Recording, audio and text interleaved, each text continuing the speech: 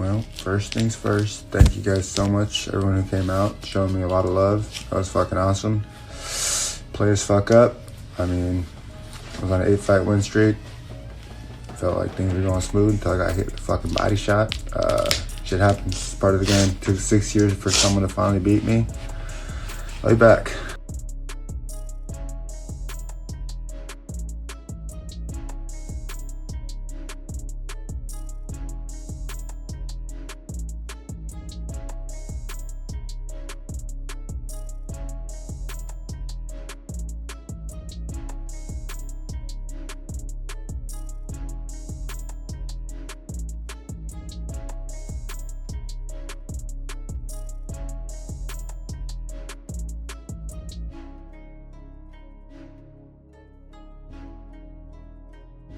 Welcome back, fight fans. Today's topic is buzzing all over the MMA world. After an explosive knockout by Strickland, the MMA community is in full reaction mode. Strickland's dominant performance over Anthony "Fluffy" Hernandez left fans, fighters, and analysts alike in shock. But what does this mean for his future? Let's break it down.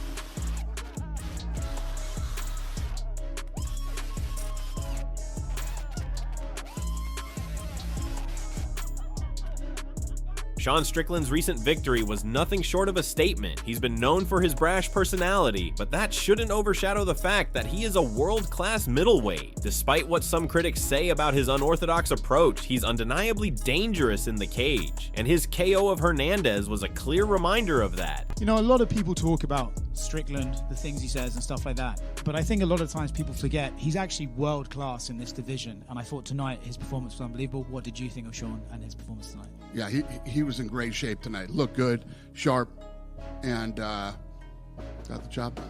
Were you expecting more wrestling from Fluffy? It seemed like he had some success on the feet and wanted to keep it there. Were you expecting him to maybe mix it up a bit more? I don't know what I was expecting. You know, if you bet $300,000 on Strickland tonight, you won $1 million. A couple people did it on Polymarket, and so you know, I don't think a lot of people expected Strickland to look as good as he did tonight. You have obviously made the case for the Hamzat fight. I feel like it's probably one of the biggest fights in the division. Yeah, no, I mean, nobody who wants to see fucking two little go at it. You want to see a real fucking American fight this little Chechen in American soil. This is the fight that needs to happen. I know the answer to this, but right, when you look at Strickland and what comes next to him, you know, he's calling for a Hamzat fight, stuff like that. There's no, like, what he says during media day and things like that. That doesn't affect your booking of him, right? You are still happy to put him in those? It's a nightmare. But you guys don't help. Asking them dumb shit, you know, ask dumb shit, you're going to get dumb shit. What'd you think of Bad Bunny? What'd you think of the Super Bowl? Get the fuck out of here. You fucking kidding me? Yeah.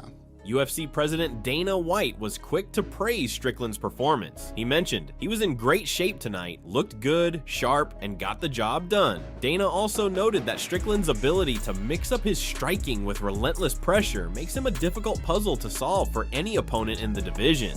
I'm just happy, dude. Like, it's my job. I love it. Like I said, I can't tell you how many times I've been in that blue room where Fluffy is, my head down, having to go see my family and some piece of shit. It's like, I understand the duality of it. I understand what it's like to win and lose, so it feels good, but at the same time, there's another man that's going home, you know, feeling like the biggest piece of shit, so happy and sad at the same time. The fight started with Strickland controlling the pace, using his signature jab to break down Hernandez.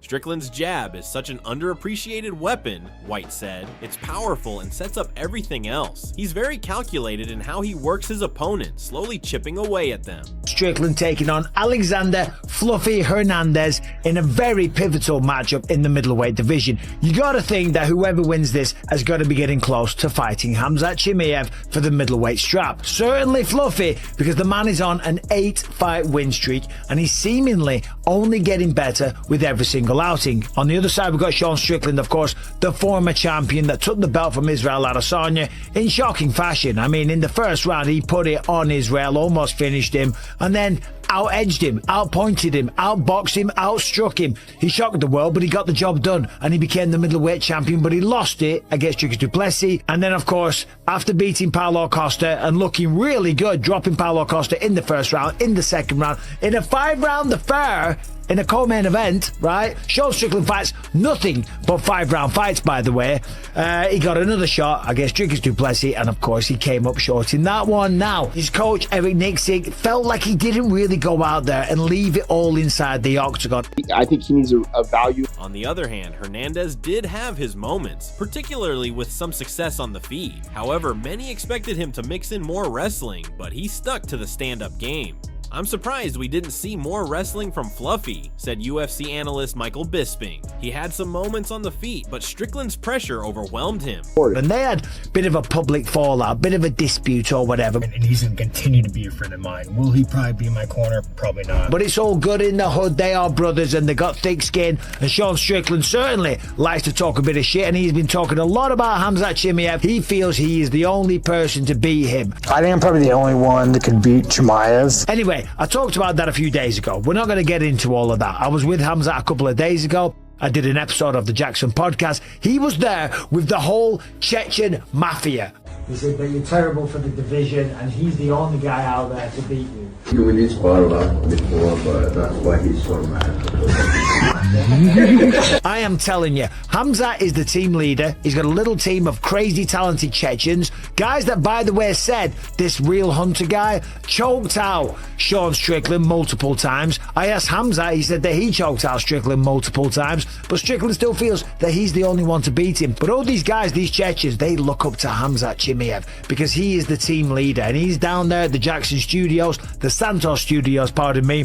He's doing his camp already. He's not doing a camp for a training camp. He's doing a pre-camp. I asked him who's the next person. Who's it going to be? Is it Imavov? Strickland's win also caught the attention of fellow UFC fighters. Chris Weidman, former UFC middleweight champion, commented, "Strickland's performance was incredible. He looked sharp and his cardio was on point. The man's got the heart and skill to go all the way." We don't know. He wouldn't say. He's staying very, very tight-lipped about the whole situation. His last fight, after all, was August 2025. It's time to get back in there. And Fluffy versus Strickland. The winner of this fight could be the next one. Now, the first thing, when you talk about Fluffy and Sean Strickland, it is the level of competition that they have faced. Sure, Fluffy, who is getting better, who put an absolute beat down on Roman Dolidze before he got the stoppage in the 4th round. I am telling you, he beat him up. He beat him on the feet. He took him down. He let him up. He took him down. He almost choked him out. It was a very, very tough night and a very violent performance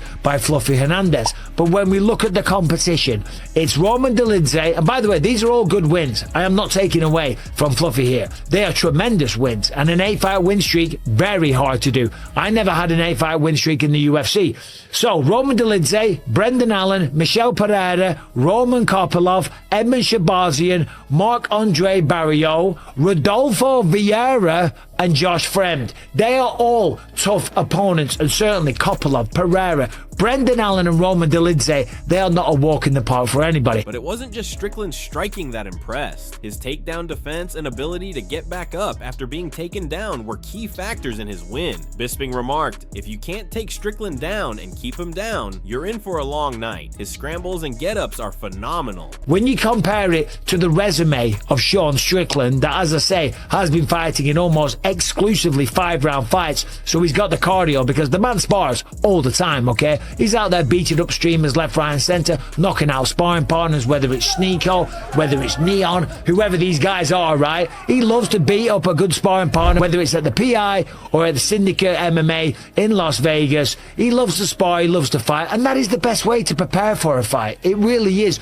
If you want to get good at tennis, play tennis. If you want to get better at swimming, you practice swimming. If you want to get better at fighting and not get tired whilst fighting, you gotta fight, you gotta spar, you gotta replicate the situation. You have to train like you're going to fight, because if you don't train like that, if you're gonna go out there in a fight and swing for the fences and try and knock your opponent out, but in the gym you're all tippy-tappy, you're gonna get tired. So you gotta train the way that you're gonna fight. Now let's talk about the opponents of Sean Strickland.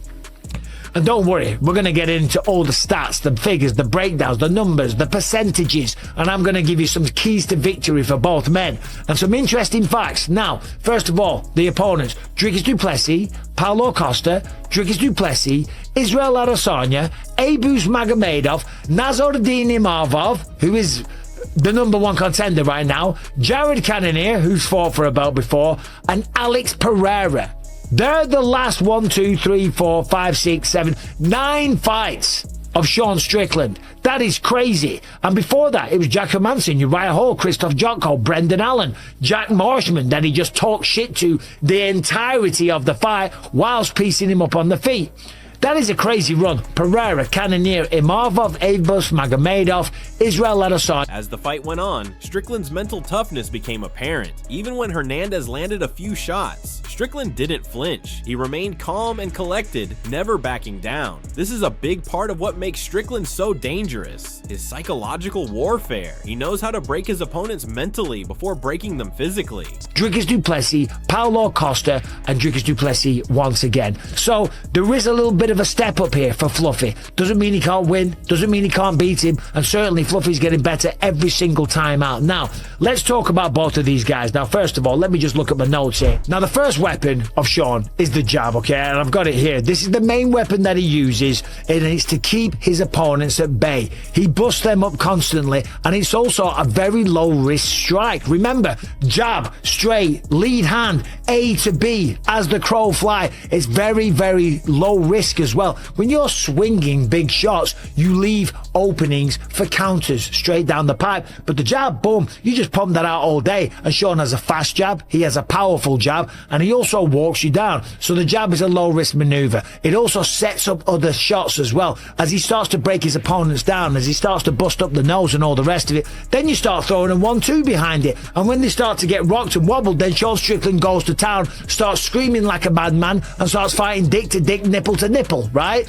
Only in those situations though, because most of the time Sean is very cool, calm, collected, composed. He's got all the C's, right? There might be a few other ones we could throw in there as well. But another thing that he uses very, very well is the teeps, the front kicks to the midsection. After the fight, Strickland didn't hold back in his post-fight speech. He called out rising star Khamzat Chimaev, saying, "I think I'm probably the only one that could beat him." This set the MMA world on fire. Strickland and Chimaev have been on a collision course for a while, and fans are now clamoring for this matchup. Again, it stops your opponent coming forward. You stab them in the stomach. If you kick them with the ball of the foot right in the solar plexus, and certainly when they're breathing in, it hurts. And they pile up, they add up throughout a 5-round affair. You start to get tired, you start to get gassed, your stomach's hurting, you're struggling to breathe, and Sean Strickland's walking you down, talking shit, just jabbing away, kicking you in the stomach, doing weird movements with his legs, which kind of throws you off. And again, going forward with that forward pressure,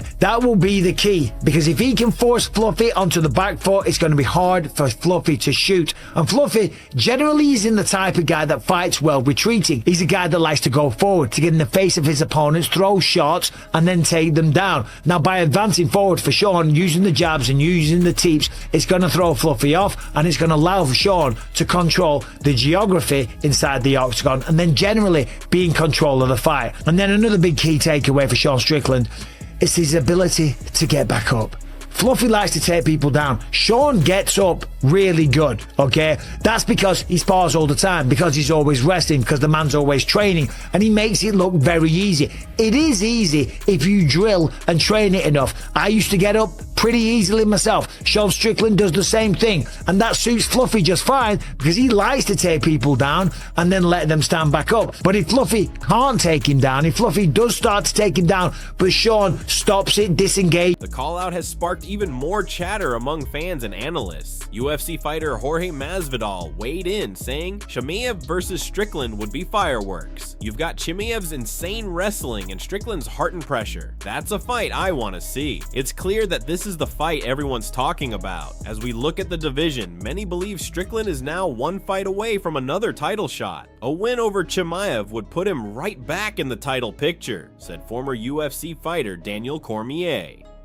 But that fight is going to be tough. Chimaev is a different animal, but Strickland's confidence is undeniable, and you can never count him out. This guy has a tremendous ability to stand and trade in the pocket. So Sean's got to be careful of this, because a lot of people will throw a shot like Roman Delinte. Fluffy takes it, and then that is where there is an opportunity to counter. And Fluffy's got a great chin, and as soon as he gets hit, he doesn't back away. He stands his ground because he knows that's his opportunity. That's all for today's video, fight fans. Strickland's KO over Hernandez has set the stage for some exciting matchups in the middleweight division, and with his call out of Chimaev, things are about to get even more interesting. What did you think of Strickland's performance? Do you think he can beat Chimaev? Drop your thoughts in the comments below. Thanks for watching, and we'll see you next time with more MMA updates.